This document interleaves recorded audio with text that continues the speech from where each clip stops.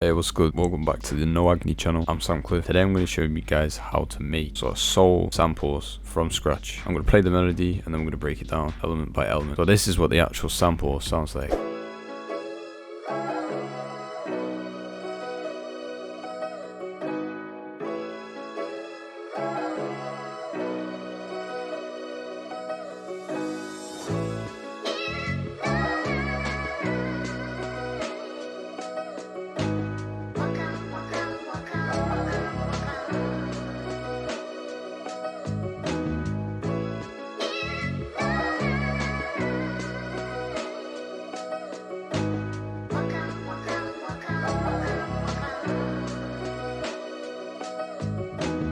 Alright, so the first thing was the vocal. I get all my vocals from Splice because it's royalty free. Basically what I do, usually like random mornings, I'll just go on Splice and search for like random vocal samples for like half an hour. So I'll build up a folder of vocal samples for each genre and I'll just go through my folder. If I want to make pain, if I want to make soul, I'll go through my soul folder. I'll just pick a random vocal out. Now the important thing is to always start with a vocal if you're doing soul or like vintage melodies, because it's all based around the vocal. So if I play the piano, which is technically the first thing I did, all based around the vocal, and you'll see what I mean in a minute. So just playing the piano and the vocal together, you can hear how like they work well together. So for example, the piano will sort of take breaks and come in exactly when the vocal comes in and just makes it seem like it was originally written exactly for that vocal, and the whole sample is unique and original and vintage.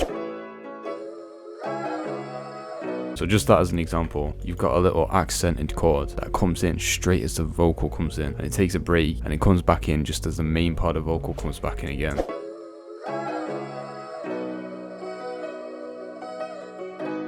So yeah, this is the actual MIDI for the piano. I use contact band chord, vintage upright main piano. It just makes it sound really vintage because it's a vintage piano. Old sounding piano, you can't really go wrong with that. Now I've tried using like modern pianos. The Grandeur, for example, it sounds alright, but you have to put loads of effects on. I'd rather have a piano that already sounds good because this was sampled from an old wooden oak piano. It just sounds good to start off with. So these are basic chords without effect.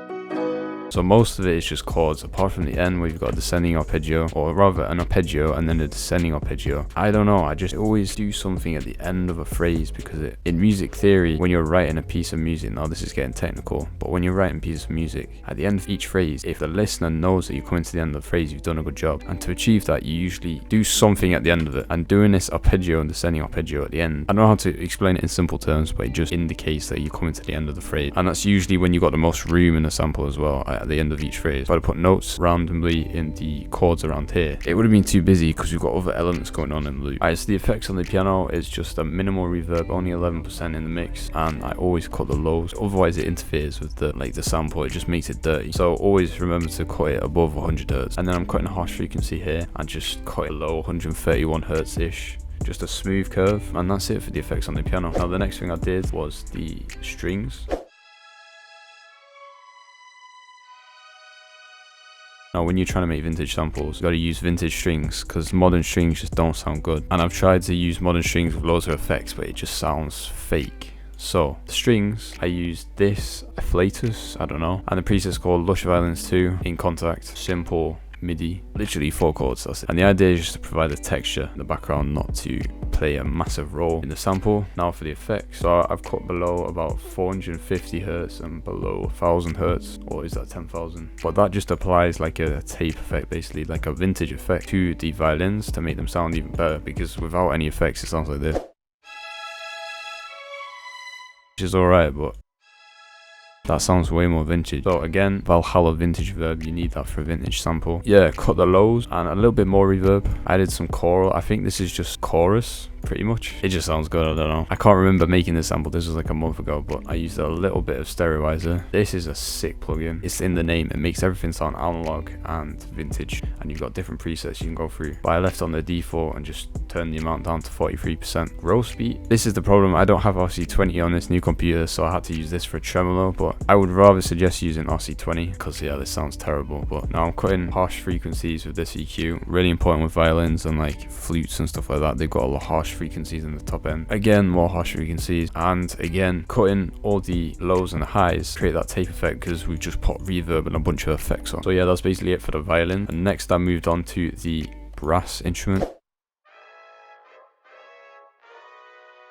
Now that sounds kind of trash, and I deliberately cut loads of the frequencies because you can barely hear it. It's literally a tiny minute texture. Now again, you can probably guess I use Contact. When you're making vintage samples, 99% of the time you're going to need to use Contact, because Contact, they sample real instruments. It's not like a VST where it's one sample that can be pitched up and down. In Contact, they sample every single note of an instrument. Sounds way better. So yeah, we use session horns here, grace vibrato, that's the only thing I changed pretty much, and following the chord progression. Now for effect, vintage verb, cut even higher in the lows, getting the same exact as violins for analog. I literally just copied that over, and you can do that by save preset as and dragging it to another channel. EQ again to give the vintage effect. It's really turned down. Again, like I said, it's a background texture. Now with the violins, it sounds like this.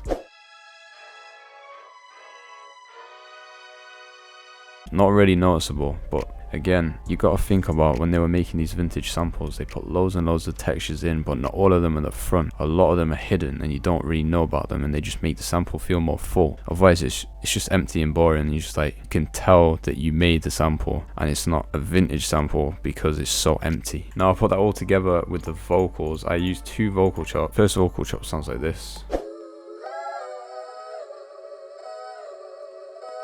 I had to chop it a little bit, you always do, because Splice never puts it on time, I don't know why. For the effects, tiny bit of reverb. And this is a cool trick I like to do sometimes. You're automating the mute of the reverb. So basically the reverb isn't on when the vocal is playing. When it's off, the reverb turns on just to make it less empty. And basically how you want to do that is put your reverb here, for example, right click on the dot, on the mute dot, link to controller, peak, go down here and set inverted, and then you can change all the parameters here, how fast you want it to turn on and off, etc. Here we cut on all the harsh frequencies and your tape effect again basically, and that just goes through the whole sample. Now here I just did a volume duck because it just cut off really weirdly, so I made it a bit more smooth. It's not that smooth, but it's a bit smoother. For the second vocal, this sounds like this.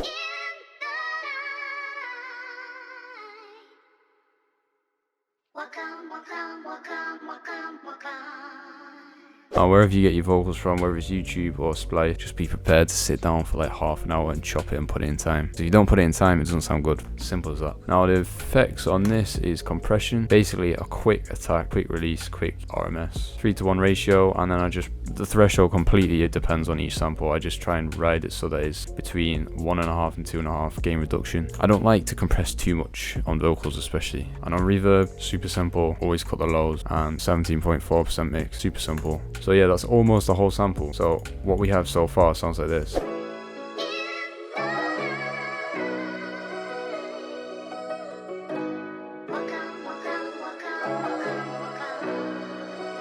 Oh, that sounds alright, but if we add a bass and drums, it sounds way more bouncy. So I added a bass, and yeah, I got that from Contact as well, I think. Right here, Garby MM Bass Crunchy preset. One of the best basses. I don't like using other ones that everyone uses. I can't remember what it's called, but there's one that everyone uses for pain loops. I just hate using stuff that is so overused because it just annoys you. You can't pay attention to the sample, you just hear that noise and it's like, oh my god. It's like In Memoriam from Omnisphere, the bell. But yeah, bounce comes from the bass, so you always want to lay down the root notes and then put some extra notes in to give it some bounce, and basically listen to reggae and just like soul music basically to get inspiration from this. The way I actually managed to make mine so bouncy is I used to go into a restaurant and they used to play a lot of like reggae and old music, so I used to hear the bass quite a lot. But yeah, this is what I got.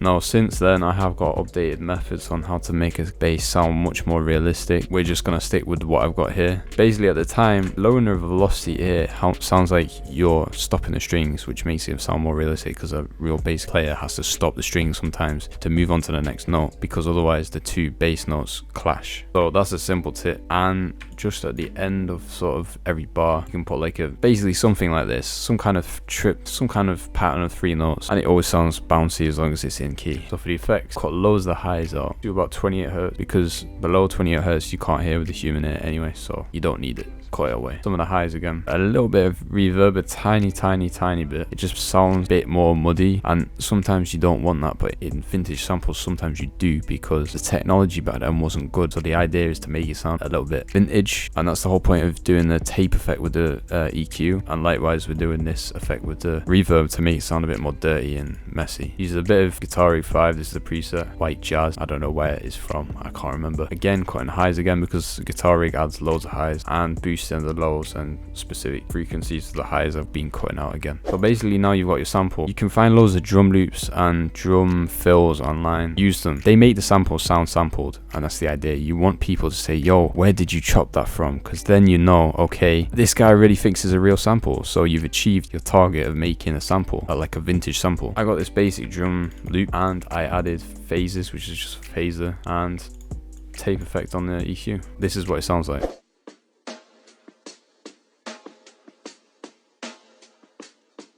And I added some risers. They just have literally basic reverb on, that's it. And then you have achieved this sample. Now, when you're making a sample for soul, I like to have like a part A and a part B, sort of an intro. But the problem where people go wrong is they always make the intros way too long. And when you're clicking on a sample, you can't have a long intro, and the intro can't be boring because people just click away straight away. So this is why half of the sample is already in the intro, and it's only 8 bars. And because it's a fast BPM, the 8 bars isn't very long. But as you can tell with the drums and the risers, it just makes it sound way better as a sample, like in general.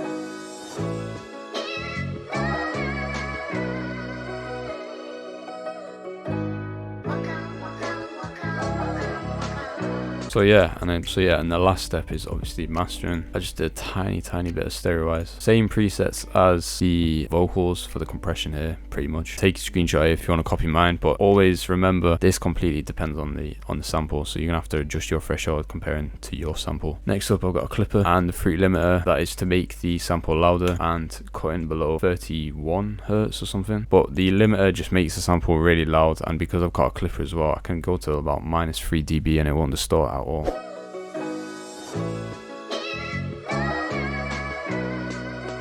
And yeah, that is literally how you make a soul sample. As you can see, it took me 2 hours and 45 minutes to make. That's the problem with soul samples. It takes you a long time to make. So be prepared when you're making these type of samples to mess around, play around. Like sometimes you have to add instruments and then spend 30 minutes perfecting it and then think, okay, that doesn't work, so you delete it all. And that is why it took me so long. So yeah, don't be discouraged, because it's fully worth making these type of samples. People use them all the time. If you enjoyed this, drop a like, subscribe, comment. My Instagram is @cubeatz if you want to check that out. We have weekly drops every Sunday. If you like loops like this, or basically any type of loop, we have it. Go to our No Agony loops channel. Every Sunday we got a new kit. They're insane. Go check them out, and yeah, peace.